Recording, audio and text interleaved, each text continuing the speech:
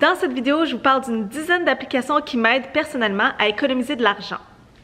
Les deux premières applications dont je vais vous parler s'appellent Bluefire Reader et Libby. Ce sont deux applications qui nous permettent de lire des livres électroniques. Puis, des livres électroniques, on peut en louer gratuitement à nos bibliothèques. Donc, moi, je suis abonnée à la Grande Bibliothèque de Montréal, donc la Bibliothèque des Archives nationales du Québec, et aussi aux bibliothèques de chaque municipalité. C'est super facile, par Internet, vous connectez à votre compte de ces bibliothèques-là, vous cherchez les livres électroniques disponibles, puis après, vous pouvez les lire sur ces applications-là avec votre téléphone ou votre tablette. La prochaine application s'appelle Flip et je pense que vous la connaissez, ça nous permet de voir les circulaires de la semaine et des fois de la semaine à venir. Pour ceux qui ne connaissent pas l'application, c'est super facile, on va le faire le chemin.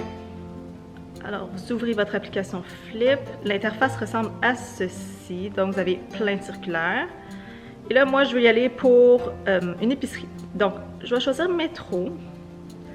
Là, je peux ouvrir la nouvelle circulaire de Métro. Puis là, je vois tout ce qui est en spécial gaz. Ça, c'est un très bon prix. Les petits fruits pour 3.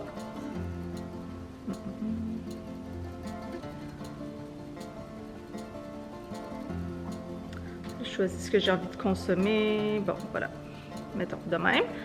Ensuite, je peux voir dans ma liste d'achat le Métro et tout ce que je veux acheter. Donc, une fois à l'épicerie, c'est super facile. Avec l'option recherche, je peux aussi juste écrire ce que je veux acheter. Donc, on va y aller pour du beurre. Donc, je vois que le beurre au Provigo est 2,99 $, ce qui est un très bon prix. Mais encore mieux au Walmart, 2,77 $. Donc, on va choisir ça. C'est une limite de 4. On peut voir que c'est un très bon prix dans ce cas-là. Puis après, bon, il y a du beurre d'arachide, plein d'autres affaires. C'est pas juste la nourriture, comme vous pouvez voir, il y a Ikea, Renaud-Bré, Pharmaprix, Archambault, donc il y a plein de choses. Je pourrais écrire que je cherche un sapin de Noël. Et donc, on a plein de choix, Jean Coutu et compagnie. Et encore une fois, dans ma liste d'achat, j'ai mon beurre.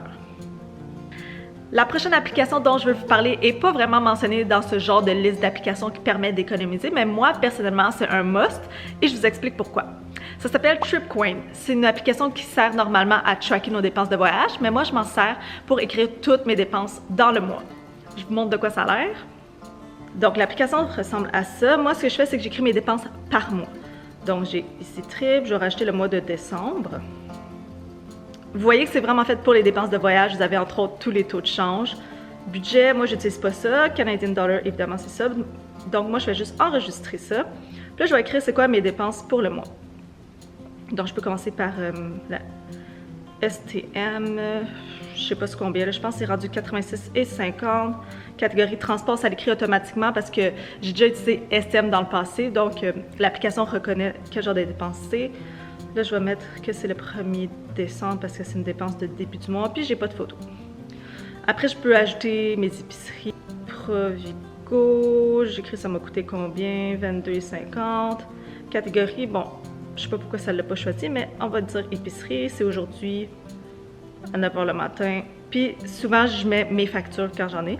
Je pick from library parce que je la prends en photo avec une autre application qui s'appelle Office Lens. Ensuite, je peux aller voir dans mes statistiques dans quoi j'ai dépensé ce mois-ci ou depuis le début du mois dans mon cas. Fait que je vais en bas dans statistiques, j'ai le total par catégorie. Donc, j'ai le transport, 86,50 $, et l'épicerie qui est un quart de mes dépenses ce mois-ci. Puis, au bout du mois, ça va me donner des statistiques vraiment intéressantes sur où va mon argent. Juste pour le fun, on va aller voir le mois de novembre. Toutes mes dépenses. Là, on va aller voir les statistiques totales par catégorie. J'ai vraiment dépensé beaucoup en épicerie, 314 $, en transport, 171 $, c'est ma passe d'autobus et le paiement de mon permis de conduire. En restaurant, j'ai dépensé 73 $, blablabla. Donc, on continue comme ça. Puis, je peux voir où s'en va mon argent. En quoi est-ce que cette application-là peut m'aider à économiser de l'argent?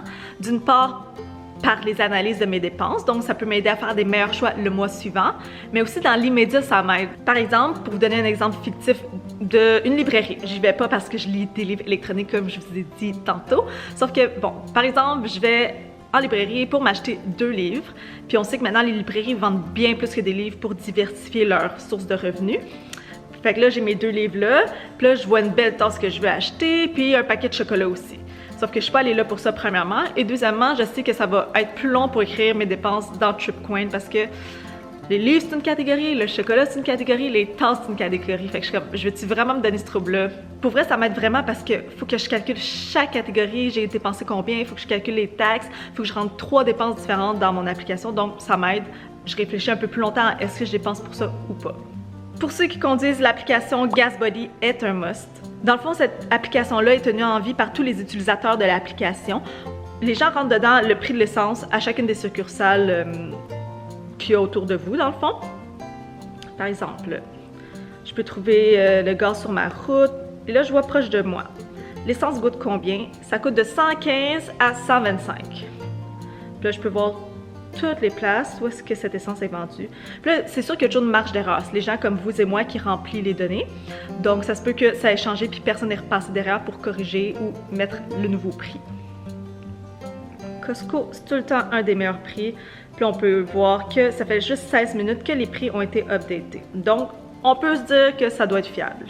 Une autre application intéressante pour ceux qui prennent la route, qui conduisent, dans mon cas, je l'utilise vraiment beaucoup quand je suis en road trip avec mon chum, ça s'appelle iExit. Dans le cas de cette application, je ne vais pas pouvoir vous montrer grand-chose parce qu'on n'est pas sur une autoroute, puis ça fonctionne vraiment sur une autoroute.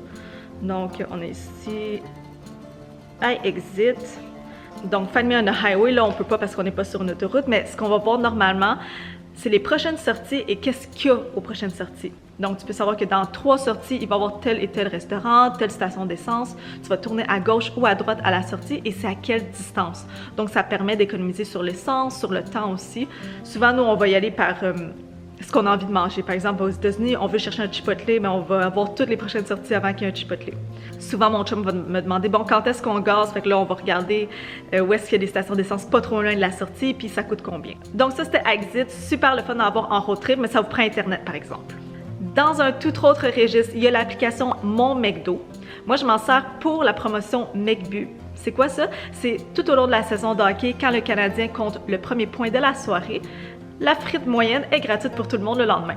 Ça fonctionne évidemment par l'application. Là, je ne peux pas vous le montrer parce qu'il n'y a pas de frites gratuites aujourd'hui, mais dans le fond, il y a un petit bouton qui vous permet de réclamer votre frite gratuite. Et c'est aussi facile que ça. Moi qui adore les frites, c'est vraiment apprécié d'en avoir une gratuite une fois de temps en temps.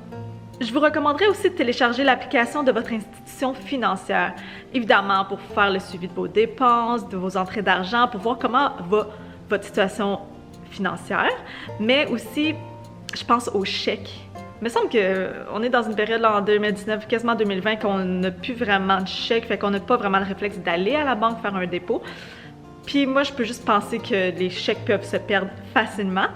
Mais avec la possibilité de prendre vos chèques en photo et les déposer automatiquement, mais c'est réglé, pas de perte d'argent possible. Est-ce que vous connaissez l'application Family Plus?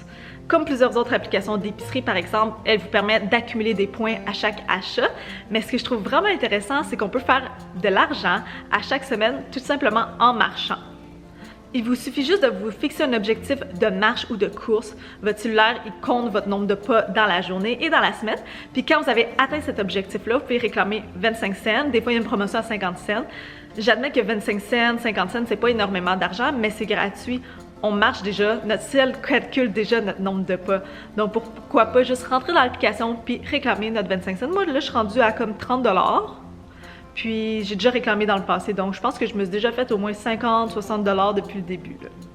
Et en rafale, quelques applications qui sont en fait des cartes de fidélité. Vous dépensez de l'argent et vous accumulez des points ou, dans certains cas, de l'argent.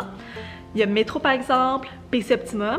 Tim Hortons a aussi une carte de fidélité. Et peut-être un peu moins connu, il y a Third Wave aussi. Ça englobe plein de cafés différents. Vous accumulez des points dans l'application directement. C'était donc une dizaine d'apps qui m'aident personnellement à économiser. S'il y a des apps que j'ai pas mentionnées qui vous aident à économiser, n'hésitez pas à les mettre dans les commentaires. Merci!